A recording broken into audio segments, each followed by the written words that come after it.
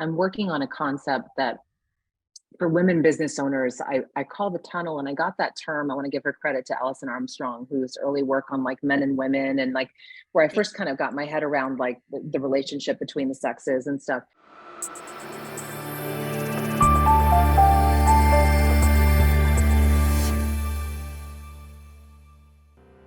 And she talks about something that men went through in their life that's been labeled as the midlife crisis, right? But it's really more of a shift. I remember she shared a shift from doing to being. And the majority of the women that I find come to me and that I've worked with who are at these really interesting places are in these places of transition where they've already proven I think there's a stage that I know for me, it was like, I need to prove what I can do. Like, check this out, I'm Ali Brown, and it was so fun. And we did all this stuff and things. And then, you get to a point that it's new for us to understand the opportunities we have, and that making shifts is normal and expected, reinventing is normal and expected, wanting different things is normal and expected.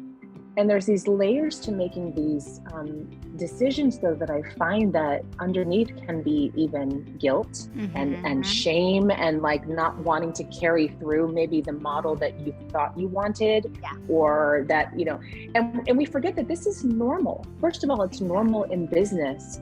But then for women, how we work cyclically, I really want them to understand that it's an exciting time. And I'm curious if that resonates with you, what I just shared. Oh my gosh, so much. I mean, I think for me personally, my own experience has been about every 2 to 5 years, I go through like a major reinvention where like I'm doing like a very strong change because I feel like I've outgrown what I was doing. And I also feel, to your point about the personal rebirth, Ali, I turned 40 this past year, and I was doing some writing the other day, and I was thinking to myself, this is the first time in my life I don't feel like I'm in a rush.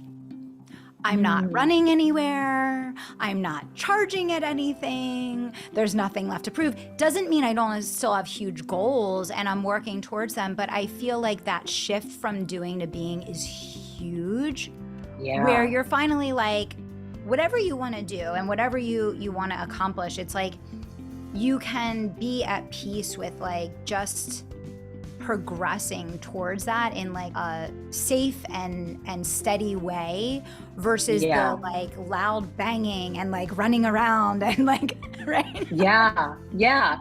And then there's layers on it too. Like, I wonder if this is also a theme of our time and the current time we're in, but also add on to that the ages that we're at, right? Because your 40s and 50s are bliss in like you know what you're interested in and not interested in. I feel like your sense of competition diminishes a bit, and you realize, okay, doesn't need to be part of the game as much maybe as it was in the beginning when you're just scrappy and it was fun and go fight.